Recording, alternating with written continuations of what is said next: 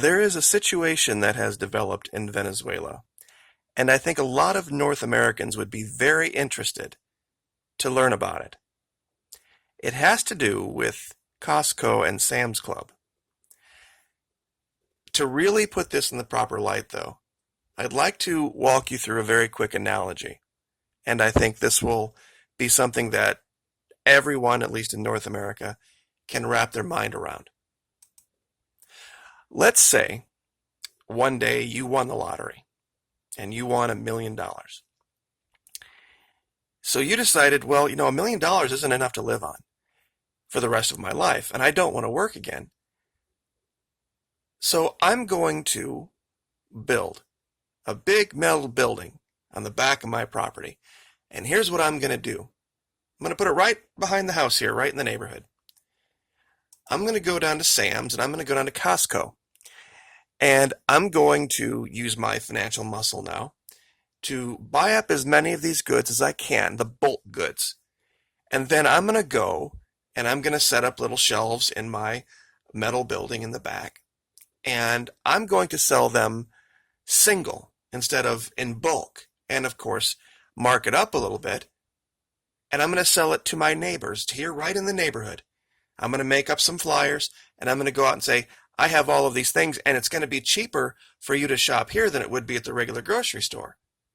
Because you can just walk here. You don't have to drive to the grocery store. You don't have to park in the parking lot. You can just come right here whenever you want. In fact, call us up, tell us what you want, and we'll put it all together in a bag for you so you can just pick it up after work.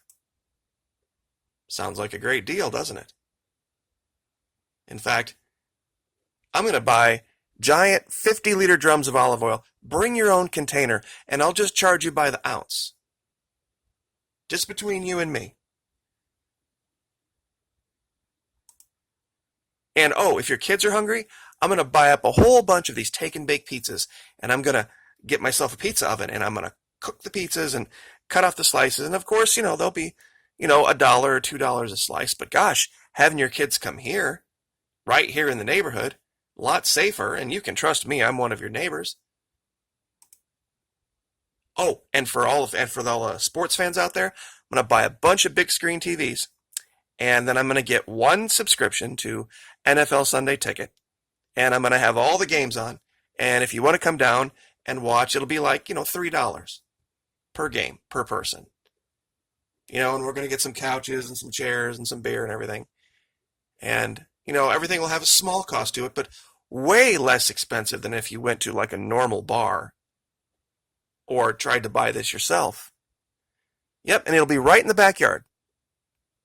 Now, I think a lot of you have seen the problem already.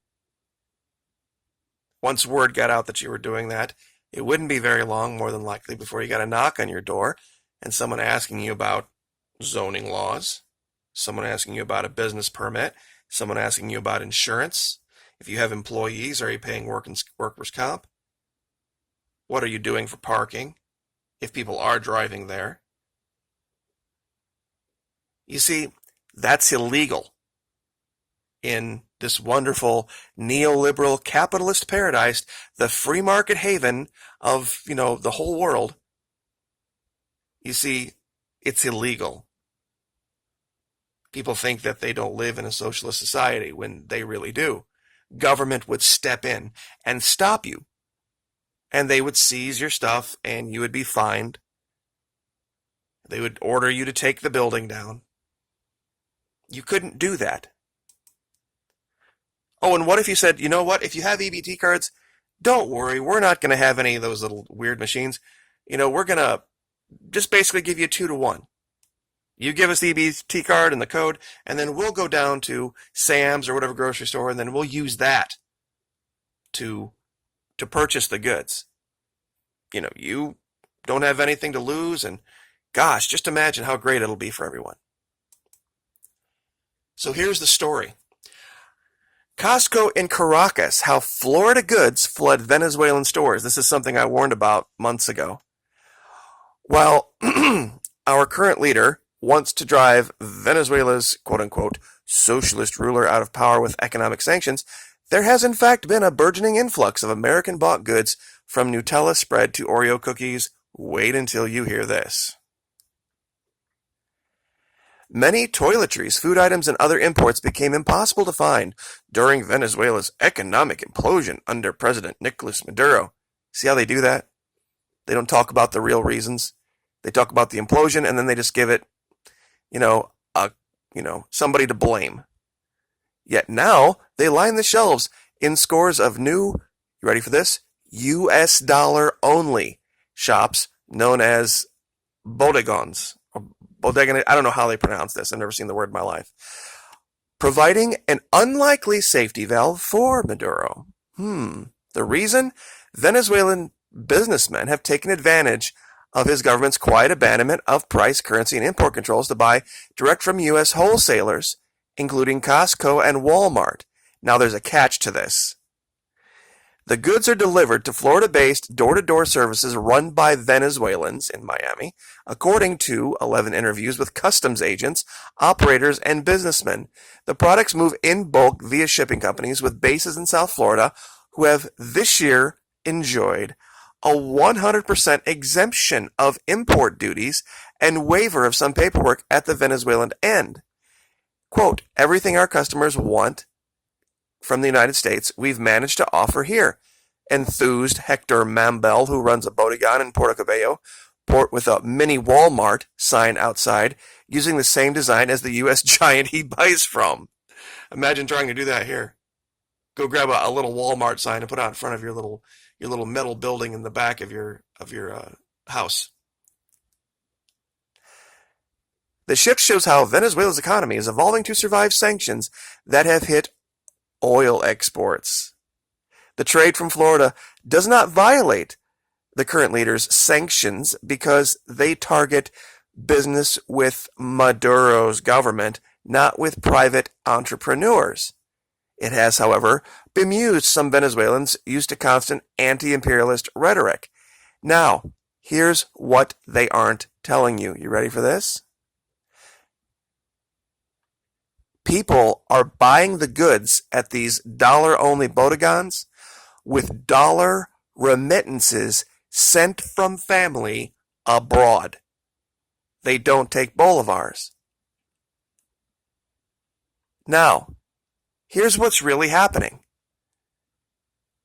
Instead of the people buying the stuff from Costco and Walmart or Sam's Club here, putting it in a box and then sending it to their loved ones, all that's happening is they're sending them the dollars instead of the goods. And then these companies are cutting deals with these guys that aren't licensed grocery deal. They're not licensed dealers to do this. You wouldn't last a week, I guarantee, in North America trying to pull something like this. But yet in evil, terrible, horrible, anti-free market socialist Venezuela, it's going on all the time. It's really just charity with the logistics changed. That's all it is.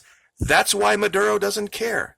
You see, when they talk about sanctions against quote-unquote Maduro's government, what they're really talking about is sanctions against the people of Venezuela. Because as we know, Venezuela has declared the natural resources of the country belong to the people. Therefore, the government is charged with getting them out of the ground, putting them on the open market, selling them. Then the money they get, they go and they purchase all of these things. Well, D.C. has said, nope, sorry, American businesses. You're no longer allowed to take money from this government because we don't like the guy. The Venezuelans chose the wrong president. They made a mistake. So you can't take money from him. However, you private American over here can deal with this other private entity over here in Venezuela as long as it's all dollar-only transactions. And those dollars are coming from the United States. It's charity, and they're calling it business. It's hilarious. in the extreme. It's charity, meaning dollar remittances from the United States being sent to people in Venezuela to then go and quote unquote purchase these goods. They're buying the goods that were just here in the United States. It's just a different type of logistics. And they're saying it's some kind of defeat of the Bolivarian Revolution. They're saying it's some kind of defeat of Nicolas Maduro. That's why he's laughing at it and said, go ahead, send us your charity. It doesn't affect our economy. Helps our people. It's just free. And that's basically what it is. It's free. Because where's the money coming from to buy the things? Here. It's the exact same thing. Because just like if you or I went down to Costco, went down to Walmart, bought a bunch of stuff, put it in boxes, and shipped it off to Venezuela.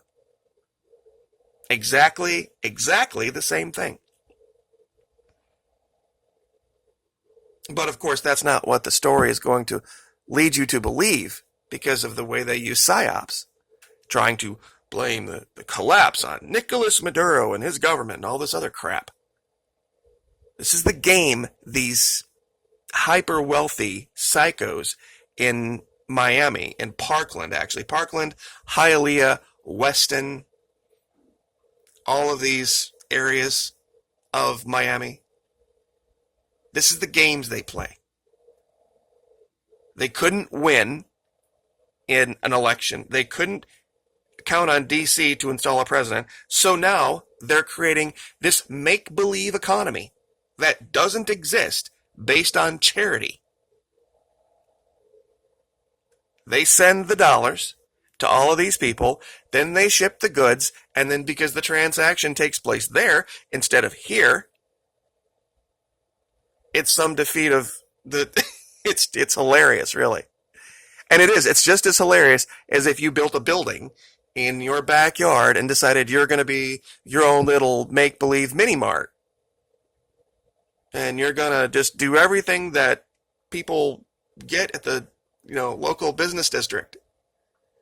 You're going to serve beer, you're going to serve pizza, you're going to sell groceries, you're going to do all that good stuff right in your backyard, and you're not going to get any licenses to do it, you're not going to pay taxes on it, you're not going to have any insurance, none of that. You're just going to do it because it's the free market thing to do, and it's the right thing to do, really. So, anyway, I thought I would share that little tidbit with my audience. I thought you'd get a good laugh out of it. Because this is how desperate DC has become. And I guess I'll just leave that there. Like, share, subscribe.